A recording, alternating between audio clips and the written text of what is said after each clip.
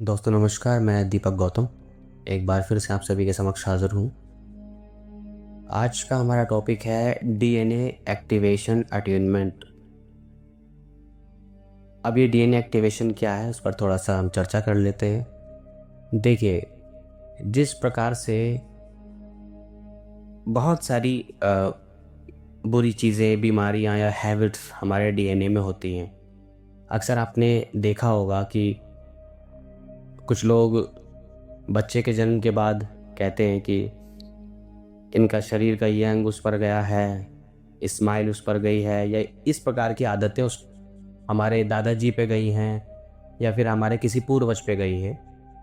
तो ये जेनेटिकली होता है।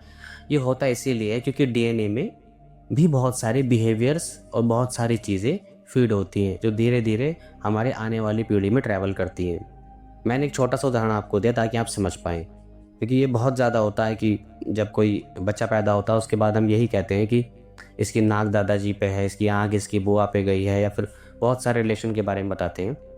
तो ये डीएनए की वजह से होता है, क्योंकि डीएनए में ये इन्फॉर्मेशन फीड होती है, ऐड होती है कि बच्चे का शरीर, उसका व्यवहार कहीं ना कहीं किसी न किसी से मैच हो सकता है, क्योंकि वो वहाँ से आया है, वो उसका बिहेवियर वहाँ से आया है, वो उसका एक जो रचना है उसके शरीर की, उसके किसी एक अंग की, नाक की, आँख की, शरीर की, वो सब वहाँ से आई है। इसी प्रकार से डीएनए में शक्तियाँ और सिद्धियाँ भी होती हैं, ठीक है, अवेयरनेस भी होती है, एक जागृति भी होती है। और शायद इसी वजह से, शायद नहीं इसी वजह से ऐसा होता है कि बहुत ज़्यादा कई बार कि अगर कोई बुद्धिमान व्यक्ति है तो उसके गुण उसके बच्चे में आ जाते हैं।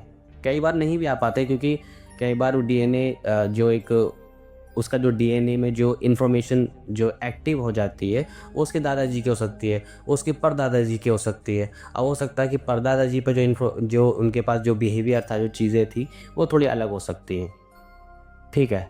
तो मानने के लिए हम ऐसा ही मानते हैं, और ये बात सत्य भी है, वो काफ़ी बार सिद्ध भी होती है कि बहुत सारे गुण माता पिता के हमारे बच्चे के अंदर आ जाते हैं।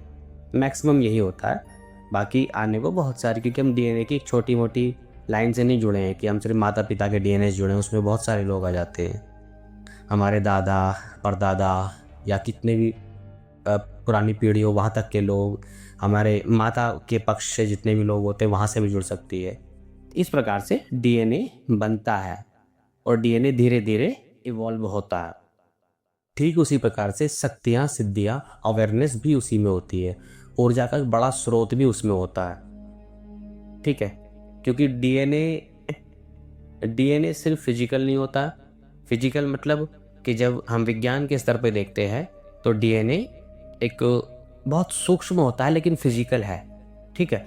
बट इसका एक हर एक चीज़ का अपना एक इलेक्ट्रोमैग्नेटिक फील्ड होता है, एक ऊर्जा क्षेत्र होता है, एक दूसरा रूप भी होता है, ठीक है। विज्ञान के स्तर पे आप कभी भी डीएनए एक्टिवेशन को कभी भी सिद्ध नहीं कर सकते हो कि इससे कुछ हो सकता है, ठीक है, क्योंकि ये विज्ञान भौतिकता पर चलता है, लेकिन आध्यात्मिकता का विज्ञान अलग होता है। तो डीएनए एक्टिवेशन से होगा क्या? डीएनए एक्टिवेशन से जो भी नकारात्मक उसके अंदर बिहेवियर्स होते हैं हमारे डीएनए में, वो सब नष्ट हो जाते हैं, ठीक है। जो भी सकारात्मक बिहेवियर्स होते हैं वो सब एक्टिव हो जाते हैं। जो भी नकारात्मक, इसमें कर्म भी आते हैं, जो भी नकारात्मक कार्मिक ब्लॉकेजेस होते हैं वो भी नष्ट हो जाते हैं, सकारात्मक कर्म एक्टिवेट हो जाते हैं। साथ में जो हमारे पूर्वज में अगर किसी ने कोई सिद्धि, शक्ति, आशीर्वाद, वरदान कुछ भी उनको रहा हो तो वो भी कहीं ना कहीं हमारे डीएनए में होता है, लेकिन बहुत से कारण की वजह से लॉक रहता है, अनलॉक नहीं हो पाता, या कभी किसी टाइम पीरियड में हो जाता है या नहीं भी हो पाता है। इसके पीछे बहुत सारे कारण हैं, तो वो भी एक्टिवेट हो जाते हैं। हमारी ऊर्जाओं में वृद्धि होती है, हमारी चेतना में वृद्धि होती है। हम जिस चेतना के साथ आज जी रहे हैं, हमारी चेतना में धीरे धीरे एक नया बदलाव शुरू हो जाता है। ऐसा बदलाव जो सकारात्मक है, जो आपके लिए, आपके जीवन के लिए, आपके भविष्य के लिए बहुत ज़्यादा हेल्पफुल होता है, और ख़ासकर आपके आध्यात्मिक जीवन के लिए।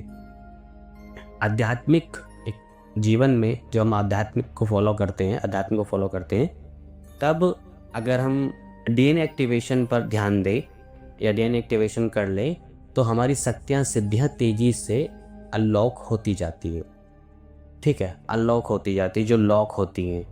ये पूरा ऊर्जा का विज्ञान है, इसको जितना डिटेल में समझाया जाए उतना ही थोड़ा है, लेकिन इस प्रकार से डीएनए एक्टिवेशन अटेनमेंट से ये सब होता है, और मुख्य रूप से आपकी ऊर्जाओं में वृद्धि। ठीक है, इस अटेनमेंट को कोई विशेष अभ्यास की आवश्यकता नहीं होती है। इस अटेनमेंट को सिर्फ लेने मात्र से ही वो कार्य करना शुरू कर देती है ऊर्जा।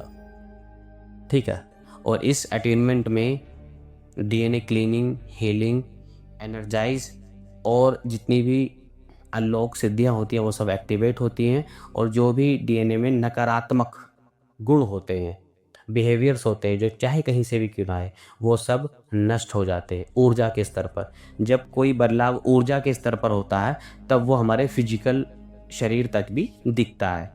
जैसे जब हमारा ऑरा मैल्फिक होता है तो उसका प्रभाव हमारे मन, हमारे चित्त, हमारे पूरे बिहेवियर पर पड़ता है। जैसे हमारा आभामंडल सुरक्षित होता है या फिर क्लीन होता है, उसका तत्क्षण प्रभाव हमारे अब इस भौतिक शरीर पर देखने को मिलता है।